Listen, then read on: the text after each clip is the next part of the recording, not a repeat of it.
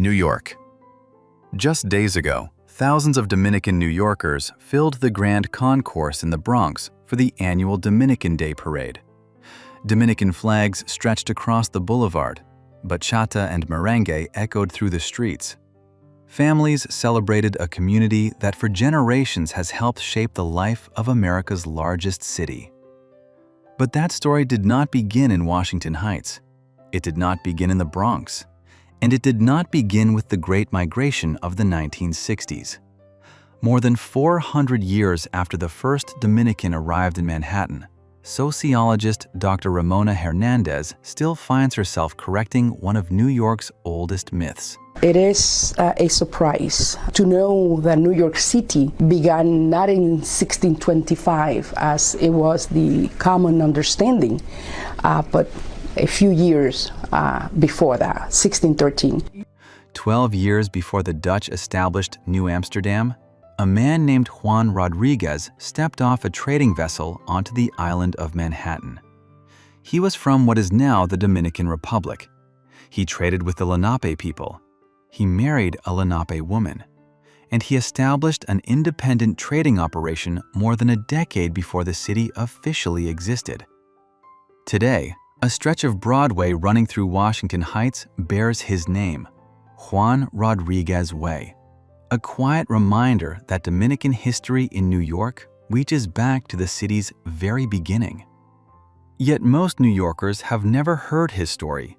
Professor Miguel Perez, who has spent years discussing this history with students, says the reaction is almost always the same.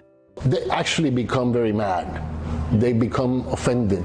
They basically ask over and over again, why didn't they teach me this when I went to history courses? The answer to that question is where this journey begins.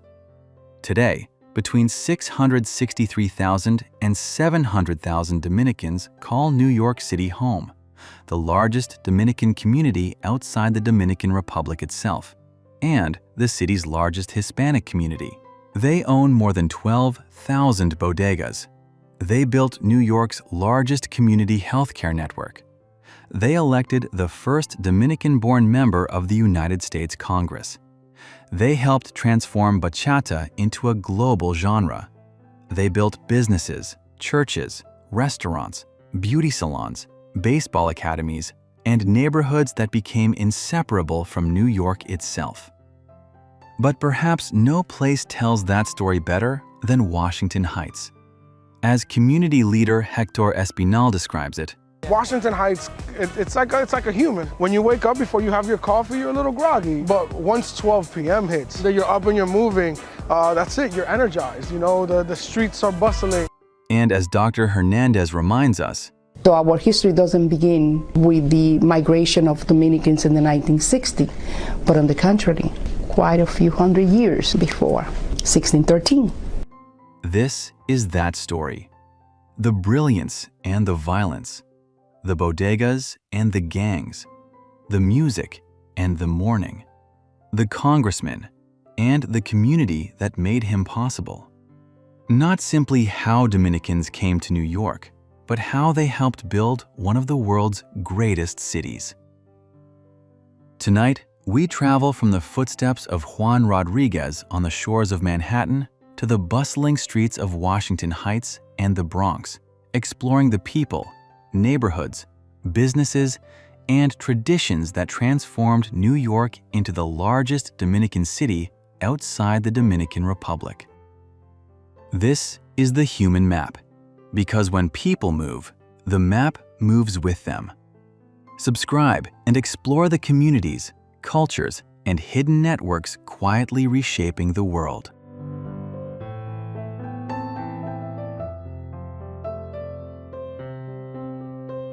The Dominican community in New York did not arrive all at once. It arrived in 3 distinct waves, each shaped by a different crisis, and each building upon the foundation the previous generation had already laid. The first wave began with an assassination. For 31 years, Rafael Trujillo ruled the Dominican Republic with a dictatorship so complete that citizens could not freely leave the island without government permission. His assassination in 1961 changed everything. As one documentary on Caribbean migration to New York explains, was the assassination of Dominican dictator Rafael Trujillo in 1961 that proved to be one of the greatest catalysts. After he died, though, people were able to travel freely, and that, combined with the extreme political instability to the 1965 Civil War, meant many people were fleeing en masse. The 1965 U.S. military intervention in the Dominican Republic, following the military coup that removed democratically elected President Juan Bosch, accelerated that exodus. That same year, another event quietly reshaped New York's future. The United States passed the Hart-Celler Immigration Act, abolishing the national origin quotas that had long restricted immigration and replacing them with a system centered on family reunification. The mechanism that would power every future wave of Dominican migration was now in place. The earliest arrivals settled where they could. They moved into the Spanish-speaking neighborhoods that Puerto Ricans had already established, East Harlem and the South Bronx. The churches, the bodegas, the language, and the community institutions provided something every new immigrant hopes to find: a soft landing. Washington Heights, once home to Irish, German, Jewish, Greek, Cuban, and Puerto Rican families, slowly began transforming into something entirely new. The second wave arrived during the 1980s. Sugar prices collapsed. The Dominican peso lost much of its value. The economy weakened. Between 1980 and 2000, more than 500,000 Dominicans migrated to the United States, with more than 2/3 choosing New York City.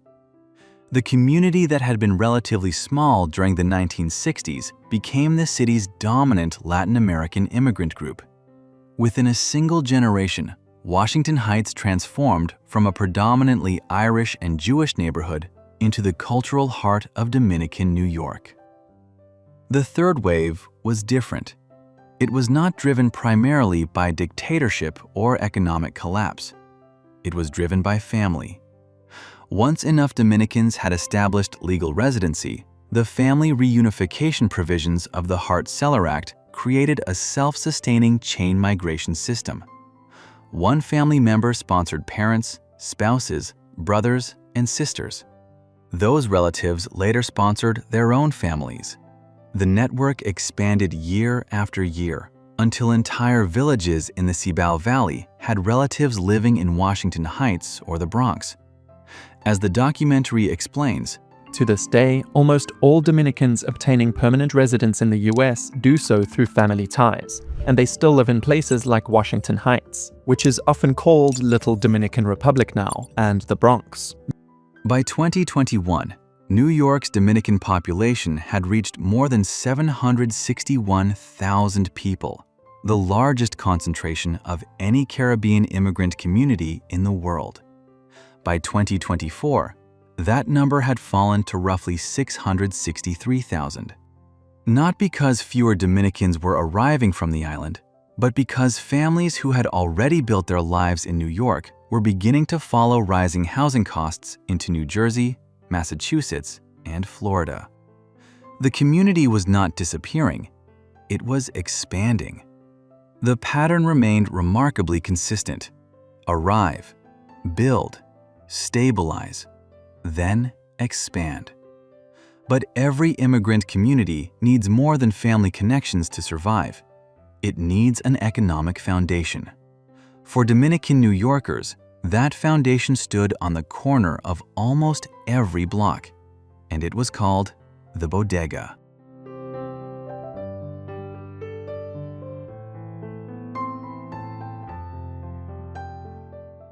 Washington Heights. Any block, any corner. The bodega is not simply a store. It is the economic and social foundation of Dominican New York, the institution that gave the first generation income, independence, and community infrastructure all at the same time. And it did not begin as a Dominican institution.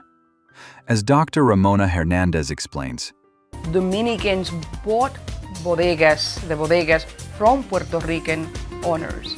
who were leaving New York City, so they were the one working in the bodegas for Puerto Ricans when the transition happened. They watched, they learned, they saved, they bought. And then they transformed the bodega into something larger than it had ever been before. The Dominican bodega is a direct descendant of the colmado, the neighborhood store found in towns and cities across the Dominican Republic. A colmado sells groceries, but it is also where neighbors gather, play dominoes, drink beer, exchange news, and catch up on life. Dominican bodegueros brought that same social logic to New York. Corner stores became informal living rooms for neighborhoods that had nowhere else to gather. The shelves filled with plantains, yuca, salchichon, Dominican sodas, and 20-pound bags of rice that mainstream supermarkets rarely carried. Owners extended fiado, informal credit, to customers who were short on cash at the end of the month but still needed to feed their families. They knew their customers by name. They knew their children. They knew who had just arrived from Santo Domingo and who had been in the neighborhood for 30 years. For many families, the bodega was where New York first began to feel like home. Dr. Hernandez describes what these businesses represented beyond groceries. These are small businesses that allow Dominicans to have a job, work created, because they were not able to find jobs in the larger economy. But at the same time, it also represents independence. Today, Dominicans own more than 12,000 of New York City's roughly 20,000 bodegas, well over 60% of the entire corner store network. At the height of Dominican concentration in Washington Heights, 77% of all corner stores between 154th and 187th Street were Dominican-owned. And the bodega became a launching pad. From these small corner stores, many families expanded into independent supermarkets. Dominican-owned supermarkets eventually accounted for roughly 1/3 of all independent supermarkets in New York City. Then into restaurants, beauty salons, travel agencies, construction companies, and taxi businesses. By 1991, sociologists estimated there were around 20,000 Dominican-owned businesses across New York City. One of those owners is Dorky Gomez, who runs Gold Glove Deli and Grocery in Washington Heights. Her brother is former Major League Baseball player Carlos Gomez. She did not open a bodega because she had no other choice. She opened it because, to her, the bodega represents something much bigger. Preserve a legacy, a cultural legacy, a historical legacy right here, and share it with the rest of society. Entonces yo creo que I think that's a way for us to show what Dominicans and Latinos overall come here to do, to work hard. Then there is Arcadio Arcajan Garcia. Since 1995, he has quietly operated his neighborhood bodega. Without publicity or fanfare, he converted its basement into a shelter for unhoused members of the community. One resident, William Arroyo, has lived there for more than 5 years. Arcadio approaches customers in need the same way he approaches neighbors in need. People come and they're short or they need a certain item and they don't have the money at the time, then we'll do our best to accommodate them. But the bodega has also witnessed the community's hardest moments. For decades, armed robberies have targeted bodega owners. Rising commercial rents, up more than 33% in Washington Heights between 2004 and 2014, forced at least 75 bodegas to close in a single year. The institution that gave a generation economic independence is now fighting to survive in the very neighborhoods it helped build. And on June 20th, 2018, another tragedy unfolded outside a Bronx bodega. Lesandro Jr. Guzman Feliz, just 15 years old, was dragged into the street by members of the Trinitarios gang, after they mistook him for someone else. He ran toward a nearby fire station. He never made it. 14 gang members were eventually convicted. The murder devastated the Dominican community and became one of the most painful moments in its modern history. Both realities exist on the same corners. The bodega as a place of generosity, the bodega as the backdrop to unimaginable loss. Both are true, and both are part of the Dominican story in New York. But to understand why these corner stores mattered so much, you first have to walk through the neighborhood they helped create, a place where many New Yorkers say it no longer feels like Manhattan at all. It feels like La Pequeña Quisqueya.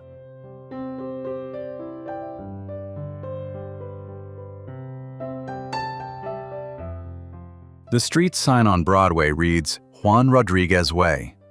The storefronts read Mi sueño, mi país, brisas del sur, my dream, my country, southern breezes. This is not the language of immigrants who plan to leave. It is the language of people who have decided they are already home. A traveler visiting for the first time described the feeling almost immediately. I literally feel like I got the feel of DR right now. I got the feel of DR. The thing I like about being in Washington Heights and Bronx is like, you hear that Dominican Spanish. His Dominican-American guide from the South Bronx smiled and pointed to the restaurants. The food here tastes exactly like the food in DR. Hector Espinal grew up in this neighborhood.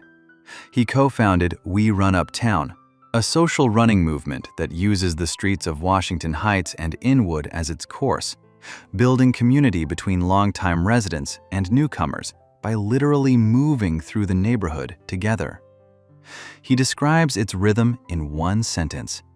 Washington Heights, it's like a human. When you wake up, before you have your coffee, you're a little groggy. But once 12 p.m. hits, that you're up and you're moving, that's it, you're energized. You know, the streets are bustling. And when asked why he started the movement, he answered, The beauty of We Run Uptown is that the majority of the people that are running with us are from this community. We are showing the transplants their new neighborhood, and we're showing the locals things that they've never seen from their neighborhood. The streets contain a complete world. Street vendors sell Morir Soñando, the orange juice and milk drink whose name translates as dying dreaming, alongside fresh chimi sandwiches and shaved ice. Botanicas are stocked with Santeria candles and spiritual herbs. At 175th Street and Broadway, the 34-year-old El Malecón restaurant remains one of the longest-running Dominican institutions in Upper Manhattan. Just a few blocks away is Angela's Cake, where a woman who began baking traditional Dominican bizcochos from her apartment more than 20 years ago now produces over 100 Dominican cakes every weekend. There's La Casa del Mofongo on St. Nicholas Avenue, and the neighborhood barbershop where a barber with 37 years of experience still holds court. The barbershop serving as a community institution, every bit as important as a church or a bodega. Novelist Angie Cruz, whose novel Dominicana is set in this neighborhood, believes what makes Washington Heights different from almost every other community in New York is not simply the businesses, but the relationships.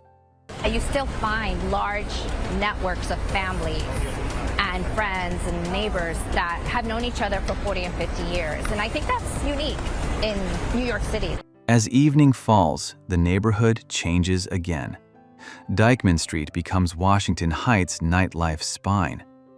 On Friday and Saturday nights, cars line the block with custom sound systems blasting dembow and bachata at volumes that test the patience of anyone who wasn't invited to the party, which is everyone on the street, which means everyone is invited. At the waterfront end of Dyckman, La Marina fills with crowds overlooking the Hudson River. Dominican photographer Algenis, who grew up in Cibao in the province of Santiago, describes what the community offers anyone willing to experience it. We are like very kind. Food is good. You don't know a person until you meet them in person. But Washington Heights is no longer the only center of Dominican New York. The Bronx has become the community's second capital. The demographic shift has been remarkable. By 2023, 48% of New York's Dominican population lived in the Bronx, compared with just 22% in Manhattan. Every summer, Grand Concourse, the boulevard modeled after Paris's Champs-Élysées, hosts the Bronx Dominican Day Parade, running from 181st Street to 167th Street. Founded by Felipe Febles in 1989, it has grown into one of the largest Dominican cultural celebrations outside the Dominican Republic. When one recent attendee was told by police to lower the music, the response perfectly captured the community's spirit. The cops is sucking dick. They're telling us to turn the fucking music. Like, what's going on? It's Dominican season. Fuck is you talking about? Another attendee summed up the celebration even more simply.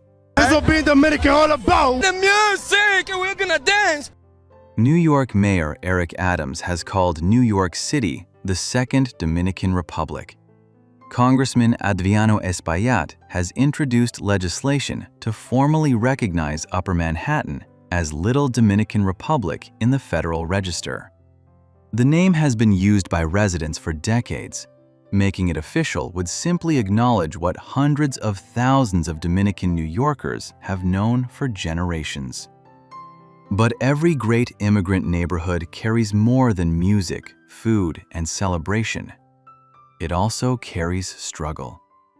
And for decades, one name has cast a long shadow over parts of Dominican New York: the Trinitarios. The community that built 12,000 bodegas also produced two of the most feared gangs in American history. This is the part of the Dominican New York story that the parade does not show.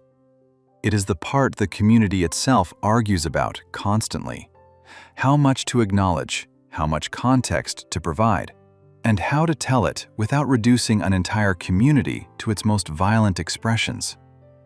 The answer is to tell it plainly, and to tell it in full. Because the community deserves both honesty and complexity. DDP, Dominicans Don't Play, formed in Washington Heights in 1991. The name was also the philosophy. Known for using machetes and knives as their primary weapons, DDP operates across the Bronx, Harlem, and the Lower East Side, with a presence extending into Washington Heights, Florida, Atlanta, Boston, and New Jersey.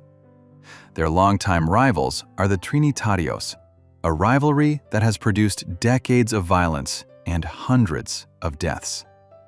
But the Trinitarios are the larger story.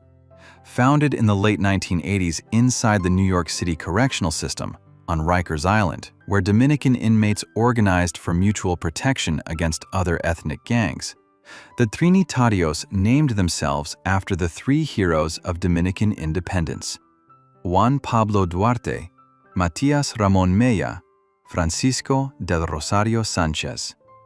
Their motto: Dios, Patria y Libertad, God, Homeland, and Liberty. Their colors mirrored the Dominican flag, red, white, and blue, with lime green added as an homage to the island. They took the symbols of Dominican national pride, the heroes of independence, the national colors, and the language of patriotism, and built a criminal organization around them. By 2011, the FBI had formally identified the Trinitarios as the largest Dominican gang in the United States, with nearly 1,200 members listed in the NYPD database alone. Federal prosecutors later announced racketeering indictments charging 149 Trinitarios members and associates in connection with 9 murders and 24 attempted murders committed between 2009 and 2012. Their leader, Leonides Sierra, directed the organization from prison, serving a state sentence for a 1989 murder, followed by a consecutive 19-year federal sentence for his leadership role within the gang. The case that forced a reckoning across the Dominican community arrived on June 20, 2018. Lisandro Jr. Guzman Feliz was 15 years old. He was standing outside a bodega in the Belmont neighborhood of the Bronx when a group of Trinitarios arrived in 4 cars searching for a rival. They had the wrong person. They chased Lisandro into the street, attacked him with machetes, and left him dying on the sidewalk. He ran toward a nearby fire station. He never made it. The attack was captured on surveillance video and spread across social media before his own family had been notified. 14 gang members were eventually convicted. The community's response was immediate and sustained. Vigils, murals, congressional hearings, a Dominican mother burying a Dominican son killed by a Dominican gang in a Dominican neighborhood. The grief crossed every division the community carried. A resident of Sherman Avenue in Dykeman described growing up on the block in a way that acknowledged the complexity without pretending it didn't exist. Same shit as like almost every hood. Same as every hood? Yeah. Same shit, niggas hustling. Hustling, watch your back, stay to yourself, mind your business. A young artist from the same neighborhood offered a different code. Everybody love me. I'm respected. I respect. That's how it goes out here. You know what I'm saying? You give respect the way you give respect. You know what I'm saying? Both are true. They are the same streets. The history of these gangs does not exist separately from the broader Dominican story. It emerged from many of the same conditions that shaped the first generation: economic marginalization, overcrowded housing, underfunded schools, and poverty rates that exceeded 20% in some Dominican neighborhoods during the early 2000s. The Trinitarios began as a protection mechanism. They became something the community eventually needed protection from. That transformation is not unique to Dominicans. It is the tragedy that has confronted immigrant communities across American history, when exclusion, poverty, and neglect create institutions that outlive the conditions that gave birth to them. Yet that is not where the story ends. Because while the headlines often remembered the violence, hundreds of thousands of Dominican New Yorkers were quietly building something far more powerful: businesses, families, churches, neighborhoods, a political movement, and a community that would leave a permanent mark on New York City. That is the Dominican legacy most New Yorkers see every day, even if they don't always realize who built it.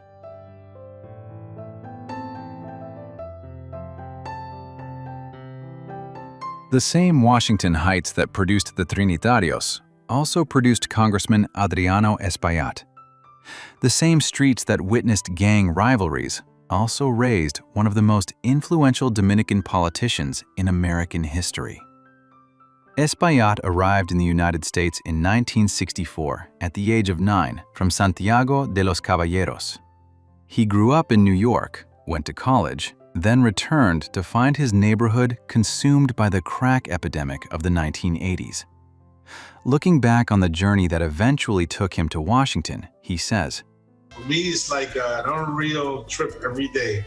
Every day that I go down to the Capitol, I got to pinch myself and just make sure that it's happening." In 2016, Espaillat became the first Dominican-born member of Congress in American history, succeeding Charles Rangel in New York's 13th Congressional District. He has since introduced legislation to formally recognize Upper Manhattan as Little Dominican Republic, often describing a smile as the best passport anyone can carry.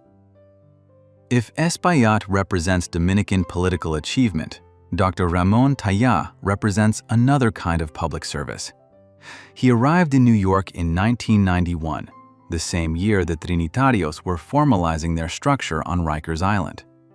While one story was beginning inside a prison, another was beginning inside a hospital. Taya worked through the height of the AIDS epidemic, treating patients many other doctors refused to see.